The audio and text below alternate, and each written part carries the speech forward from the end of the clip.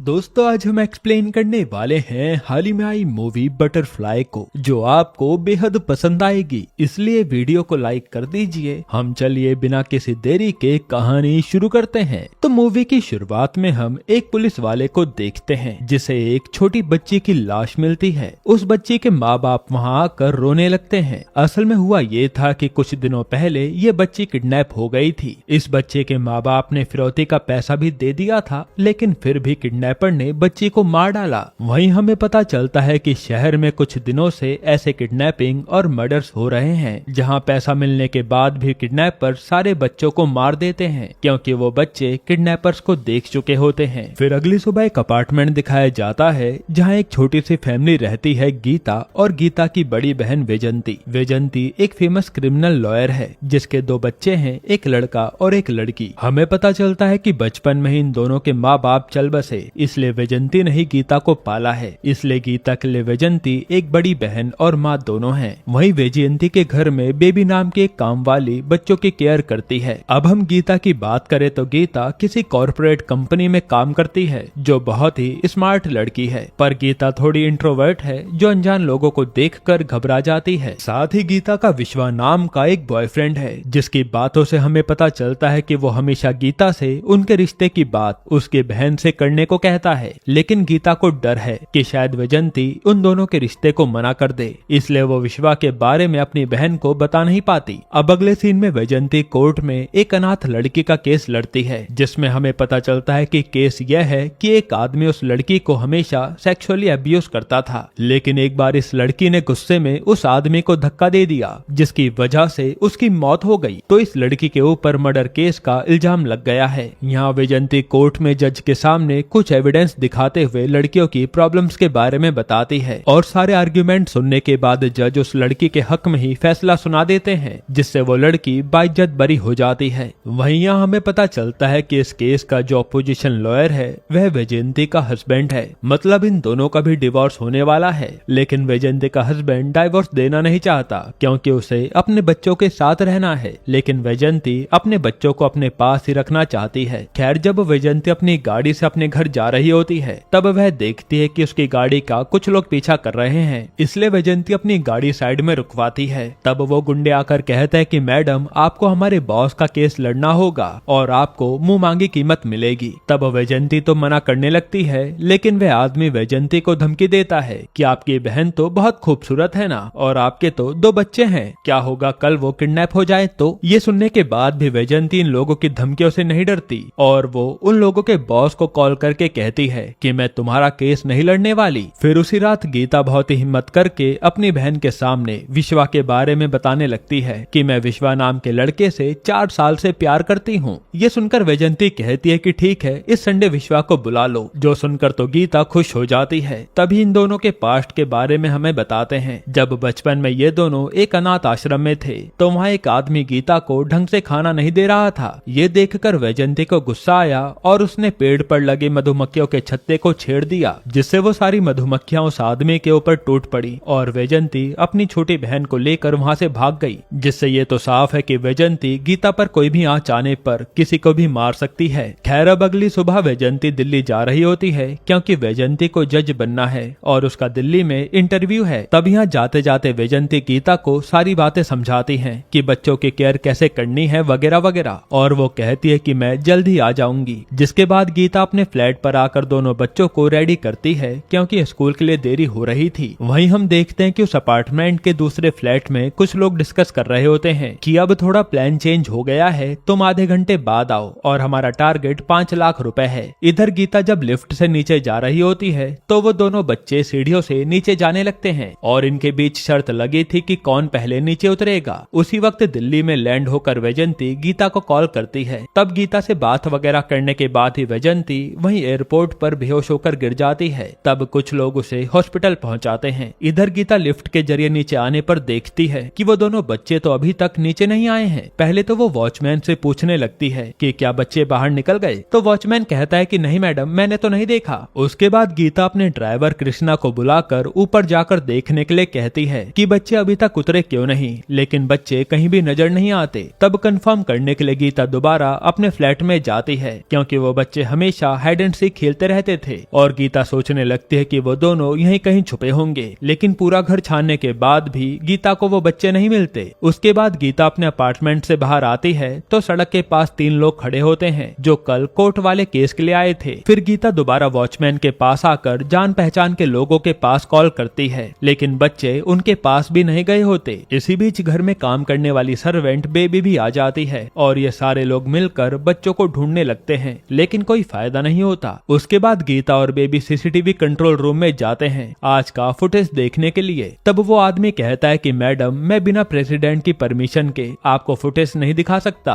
तब गीता उस अपार्टमेंट के प्रेसिडेंट से बात करके फुटेज देखने लगती है, लेकिन पता चलता है कि किसी ने उन कैमरे की वायर ही काट दी। तभी गीता विश्वा को कॉल करके अपने पास बुलाकर सारी बात बताती है। तब गीता और विश्वा पुलिस में कंप्लेन लिखाने जाते हैं, जिस पर पुलिस वाला कहता है कि देखिए मैडम, 24 घंटे के बाद ही हम एफआईआर दर्ज करेंगे, तब तक आप बच्चों को खुद ही ढूंढिए, यही रूल है। यह जानने के बाद गीता बहुत घबरा जाती है कि अगर ये बात वैजंती को पता चलेगी तो उनका बुरा हाल हो जाएगा और ऊपर से वो जल्द ही घर आने वाली हैं। ऐसे में गीता क्या करेगी। उसके बाद विश्वा कार्तिक नाम के अपने दोस्त को बुलाता है जो पुलिस में ही काम करता है। तब गीता कार्तिक को जो भी हुआ सब बताती है कि मैं लिफ्ट से नीचे आ रही थी और बच्चे सीढ़ियों से आ रहे थे, लेकिन वो बीच में ही गायब हो गए। तब सब कुछ जानने के बाद गीता, विश्वा, कार्तिक और बेबी सब लोगों के फ्लैट में जाकर तलाशी लेने लगते हैं। इसी बीच गीता अपनी बहन को भी कॉल करती है, लेकिन उसका फोन तो लग नहीं रहा था। उसके बाद ये सारे लोग एक आदमी के फ्लैट में जाते हैं तो उस फ्लैट में वह आदमी गांजे के पौधे उगा रहा था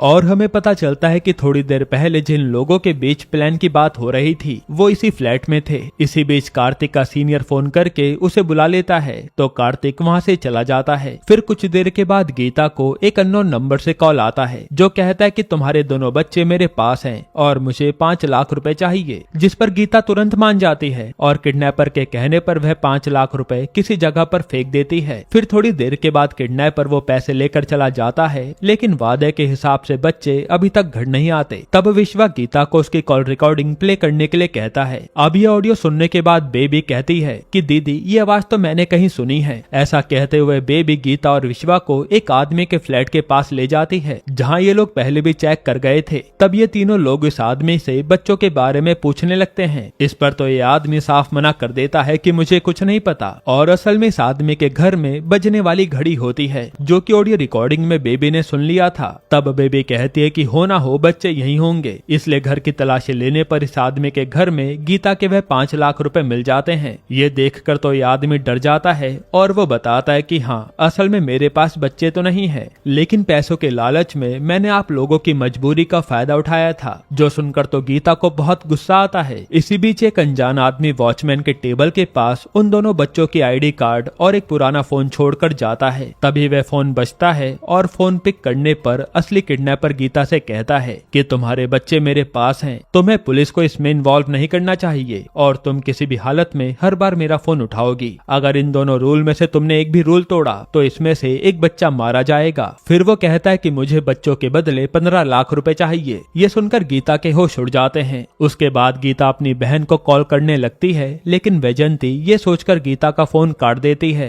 कि अगर गीता को पता चला कि मैं बेहोश हो गई थी तो गीता दुखी हो जाएगी, इसलिए वैजंती अपना फोन ही स्विच ऑफ कर देती है। इधर पैसों के लिए गीता सबसे पहले अपने जीजा चंद्रमोहन के पास आती है और उसे कहते हैं कि मुझे आपसे छोटी सी मदद चाहिए, मुझे 10 लाख रुपए चाहिए होंगे, जब दीदी वापस आएंगी तो मैं आपको लौटा दूंगी। इस पर चंद्रमोहन कहता है कि ठीक है, मैं तुम्हें पैसे दे दूंगा, लेकिन तुम्हें मेरा एक काम करना होगा। असल में बात ये थी कि जब वैजंती और चंद्रमोहन मिलकर रहा करते थे तो चंद्रमोहन की बुरी नजर गीता पर पड़ी थी और वह गीता को इधर उधर टच करता था। इसी वजह से वैजंती ने चंद्रमोहन को छोड़ दिया और चंद्रमोहन के ऊपर उसने केस भी कर दिया। इसलिए फिलहाल चंद्रमोहन गीता को एक पेपर देकर साइन करने के लिए कहता है। इस पेपर में लिखा था कि उस दिन मेरे जीजा मेरे ऊपर गलती से गिर गए थे और मेरे जीजा की इसमें कोई गलती नहीं है। ये पढ़ने के बाद गीता के पास और कोई ऑप्शन नहीं होता, इसलिए वो इन पेपर पर साइन कर देती है। लेकिन चंद्रमोहन गीता को सिर्फ 5 लाख रुपए देता है और कहता है कि अभी मेरे पास केवल इतने ही हैं, अगले हफ्ते तक बाकी पैसे दे दूंगा। ये सुनकर तो बेचारी गीता वही 5 लाख रुपए लेकर वापस आ जाती है। उसके बाद गीता अपने एक रिश्तेदार अंकल को देखकर उनसे पैसे मांगती है। तब यहाँ पर एक छोटा सा फ्लैशबैक दिखाया जाता है कि बचपन में गीता और वैजंती की प्रॉपर्टी बहुत ज्यादा थी जो किसी आदमी ने हड़प ली थी और इसी की वजह से गीता को लेकर वैजंती अनाथ आश्रम चली गई। खैर यहाँ ये आदमी पैसे देने से साफ मना कर देता है, जिसके बाद हम देखते हैं कि गीता किसी तरह उन 5 लाख रुपए का इंतजाम करती है। तभी किडनैपर का गीता पर कॉल आता है और वो उसके डायरेक्शन को फॉलो करने लगती है। वह उसे किसी ट्रेन में जाने के लिए कहता है और एक स्टेशन आने के बाद वह उस पैसे वाले बैग को बाहर फेंकने के लिए कहता है। तब पैसे बाहर फेंकने के बाद एक मास्क वाला आदमी आकर इन पैसों के बैग को ले जा लेता है। फिर यहाँ घर वापस आकर गीता दोबारा उस किडनैपर की कॉल का इंतजार करती है कि कब वह किडनैपर कॉल करेगा और बच्चे कब आएंगे। लेकिन थोड़ी ही देर बाद किडनैपर कॉल करता है और गीता को बताने लगता है कि गीता, तुम्हारे बॉयफ्रेंड विश्वा ने इस बैग में ट्रैकर लगा रखा था, इसलिए अब तुम्हारे बच्चे नहीं मिलेंगे, तुमने गेम का रूल तोड़ दिया। ये सुनकर तो गीता गुस्से में वो फोन तोड़ देती है, लेकिन तभी वो किडनैपर बेबी के फोन पर कॉल करता है और गीता से कहता है कि मुझे और 15 लाख रुपए चाहिए, तभी मैं तुम्हें माफ करूंगा और तुम्हारे बच्चे वापस आएंगे। इस पर गीता रोते हुए कहती है कि सर, मेरे पास इतने पैसे नहीं हैं, मेरी बहन के आने के बाद मैं आपको पैसे दे दूंगी। लेकिन वो किडनैपर गीता की बात नहीं सुनता और बच्चों को मारने की धमकी देता है। तब डर के मारे गीता उस किडनैपर को कहती है कि ठीक है, मैं आपके पैसों का इंतजाम करती हूँ। उसके बाद गीता अपनी बहन की डायरी लेकर उसके क्लाइंट्स को कॉल करती है और हर एक आदमी से 15 लाख रुपए मांगती है। लेकिन गीता को इतना बड़ा अमाउंट कोई भी ऐसे नहीं दे सकता। जिसके बाद गीता एक एमएलए के पास आती है। असल में कुछ दिनों पहले वैजंती ने इसका केस लड़ा था।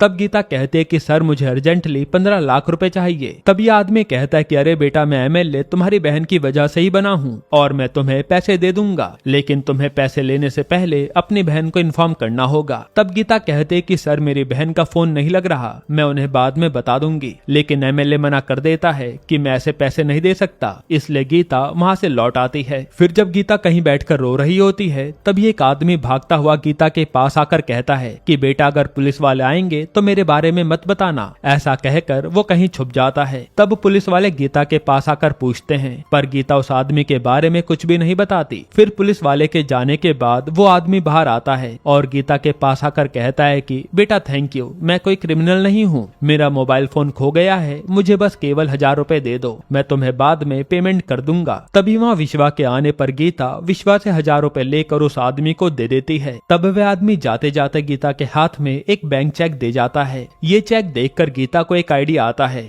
और वह अपनी बहन के सिग्नेचर प्रैक्टिस करके अपने लिए 15 लाख का चेक काट देती है। फिर बैंक पर आने के बाद ये बात पता चलती है कि आज तो बैंक क्लोज है। तब गीता बैंक के मैनेजर को कॉल करती है। असल में ये बैंक मैनेजर एक लालची औरत है जो गीता के अपार्टमेंट में ही रहती है। वो लेडी कहती है कि बैंक तो क्लोज हो गया बेटा, लेकिन तुम फिक्र मत करो, 10% में पैसे कमीशन लेकर तुम्हें 15 लाख रुपए दे दूंगी। इस तरह से गीता उस ब्रांच मैनेजर के घर जाकर पैसों का चेक देकर पैसे ले लेती है। लेकिन उस मैनेजर ने अपना कट रख लिया था, इसलिए गीता के पास अब केवल 13.5 लाख थे। फिर घर आने के बाद गीता सोचती है कि अब बचे हुए 1.5 लाख रुपए मैं कहां से लाऊं। तब बेबी गीता से कहती है कि दीदी, मेरे पास कुछ पैसे हैं, मैं आपको वो दे दूंगी, फिर जब बड़ी दीदी आ जाएंगी तो आप मुझे पैसे लौटा देना। इस तरह से सारे पैसे इकट्ठा होने के बाद वो किडनैपर दोबारा गीता को कॉल करता है और गीता कहने लगती है कि पैसे देने से पहले मैं एक बार बच्चों को देखना चाहती हूँ। तो वो किडनैपर गीता को एक वीडियो भेजता है जिसमें वह बच्चों को टॉर्चर कर रहा था। फिर वह गीता से कहता है कि और प्रूफ चाहिए तुमको, मेरी बात कान खोल कर सुनो, अपनी बहन की गाड़ी लेकर इस एड्रेस पर आ जाओ। अब यहाँ गीता को ड्राइविंग तो नहीं आती थी, इसलिए वह अपने ड्राइवर कृष्णा को साथ में ले जाती है। फिर वहाँ पहुँचने पर किडनैपर गाड़ी के सारे दरवाजे ओपन करके उन्हें वहाँ से जाने को कहता है। तब गीता और कृष्णा साइड में रहकर छुप छुप के देख रहे होते हैं। तभी वहाँ पर विश्वा भी आ जाता है। फिर थोड़ी देर के बाद एक मास्क वाला आदमी उस गाड़ी के पास आने पर विश्वा उस आदमी को पकड़कर मारने लगता है। लेकिन पता चलता है कि ये आदमी तो वही पुलिस वाला कार्तिक है और कार्तिक ने गीता को फॉलो करने के लिए अपना आदमी लगाया था। तभी फिर वो जैसे गाड़ी में देखते हैं तो वहाँ बैग मौजूद नहीं होता और एकदम से किडनैपर गीता को कॉल करके कहता है कि मैंने तुम्हें कहा था ना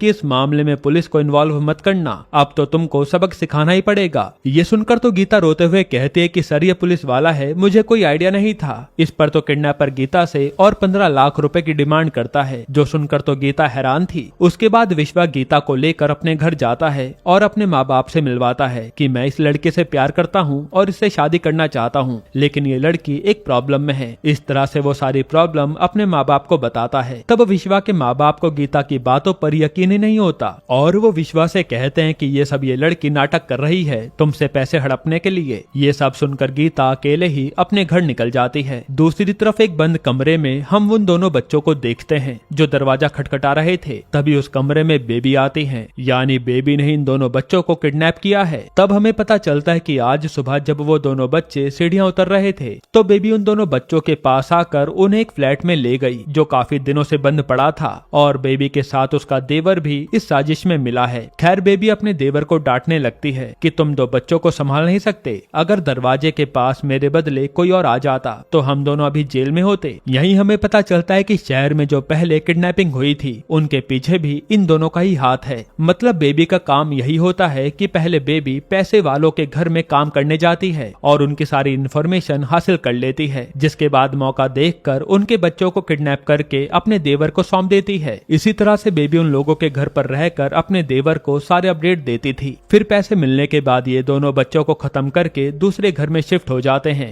ये एक तरह से पूरा गिरोह चल रहा है। इसके बाद ये दोनों गीता को भी किडनैप करके वैजयंती से 1 करोड़ रुपए लेने का प्लान कर रहे होते हैं। इधर गीता अपने बॉस के पास आती है पैसे मांगने के लिए। तब उसका बॉस कहता है कि मैं तुम्हें 15 लाख रुपए दे दूंगा, लेकिन तुम्हें उसके बदले मेरे साथ एक रात बितानी होगी। ये सुनकर तो गीता तुरंत अपने घर की ओर आ जाती है और बाहर आकर रोने लगती है। तभी थोड़ी देर के बाद विश्वा गीता के पास आकर उसके हाथ में 15 लाख रुपए थमा देता है जो वो अपने घर से लाया था। जिसके बाद किडनैपर गीता को कॉल करके कहता है कि तुम वो पैसे तुम्हारी काम वाली बाई बेबी के हाथ में देकर भेज दो। तब घर आने के बाद गीता पैसों का बैग बेबी के हाथ में रखकर उसे भेजने लगती है। ये सुनने के बाद बेबी यहाँ एक्टिंग शुरू कर देती है कि मैं ये सब कैसे करूंगी। तब गीता के कहने पर बेबी वो पैसे लेकर घर से बाहर आ जाती है। फिर बेबी किसी चाय की दुकान पर आकर अपने देवर से मिलती है और वो पैसों वाला बैग देकर सिगरेट पीने लगती है। जिसके बाद वो नाटक करने के लिए बार बार गीता को कॉल करती है कि दीदी उस किडनैपर ने मुझे अभी अभी कॉल किया और यहाँ आने के लिए कहा है, मुझे बहुत डर लग रहा है। फिर थोड़ी देर के बाद वो किडनैपर गीता को कॉल करके कहता है कि मेरे हाथ पैसे लग चुके हैं, थोड़ी देर के बाद तुम्हारे अपार्टमेंट के पास एक कचरे वाली गाड़ी आएगी और वो बच्चे उसी में मिलेंगे। जिसके बाद वहाँ कचरे की गाड़ी में बच्चे तो आते हैं लेकिन वो मरे हुए थे। ये देखकर गीता की आंख खुल जाती है और उसे एक बुरा सपना आया था। फिर अगली सुबह गीता अपार्टमेंट पर आती है और गीता बेबी से पूछने लगती है कि क्या तुमने किसी को देखा, वह बच्चे कब तक आएंगे। लेकिन बेबी ऐसे रिएक्ट करती है कि उसने किसी को नहीं देखा, वो बस पैसे देकर लौट आई। इसी दौरान जब ड्राइवर कृष्णा अपनी शर्ट चेंज कर रहा होता है तो गीता उसके बाजू पर एक देवी माँ के टैटू को देखती है। तो वह विश्वा को साइड में ले जाकर यही सब बताती है कि शायद बच्चों की किडनैपिंग के पीछे इसका हाथ हो सकता है, क्योंकि उस किडनैपर ने जो वीडियो भेजा था उस वीडियो में भी इसी तरह का टैटू था। शायद किडनैपर और उस कृष्णा के बीच में कोई कनेक्शन है। फिर गीता कहती है कि एक काम करते हैं, हम बहाना बनाकर इसे कार्तिक के पास ले चलते हैं। तब गीता और विश्वा बहाना बनाकर कृष्णा के साथ पुलिस स्टेशन आते हैं और गीता कार्तिक को यही सबूत दिखाते हुए कृष्णा के बारे में बताती है। तब पहले तो कार्तिक इस बात पर यकीन ही नहीं करता कि ऐसा टैटू तो कोई भी बनवा सकता है। लेकिन तभी जेल में बंद एक आदमी कृष्णा को देखकर डेविड के नाम से बुलाता है और ये आदमी वही है जो आज सुबह गीता से मिला था और 1000 रुपए लेकर चला गया था। ये सुनकर कार्तिक कृष्णा को मारपीट कर सच बताने के लिए कहता है। तब कृष्णा सच बताता है कि सर 2 महीने पहले किसी ने मेरे बच्चों को भी किडनैप कर लिया था और किडनैपर ने मुझे इस फैमिली के बारे में इंफॉर्मेशन हासिल करके उन्हें देने के लिए कहा, वरना वो लोग मेरे बच्चे को मार देंगे।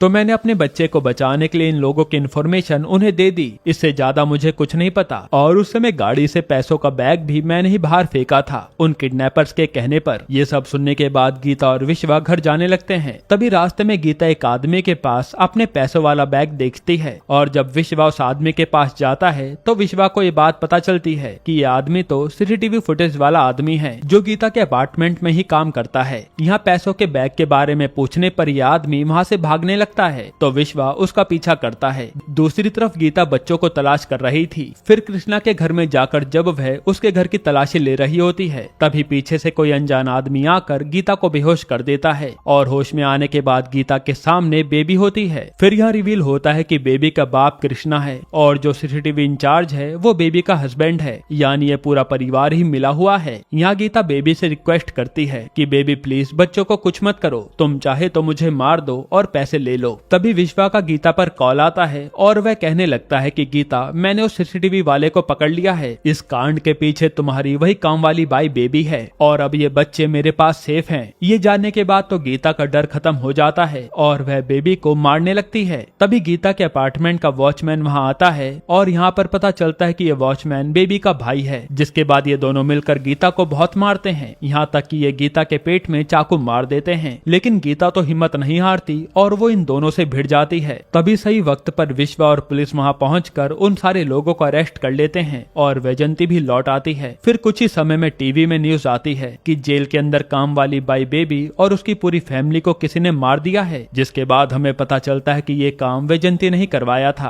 क्योंकि अपने परिवार पर आंच आने पर वैजंती कुछ भी कर सकती है। यहीं पर ये मूवी खत्म होती है। दोस्तों, अब आपको कौन सी मूवी का एक्सप्लेनेशन चाहिए हमें कमेंट में बताइएगा, और अगर आपको हाल ही में ये कमाल की मूवी देखनी है तो ये वीडियो देख लीजिए।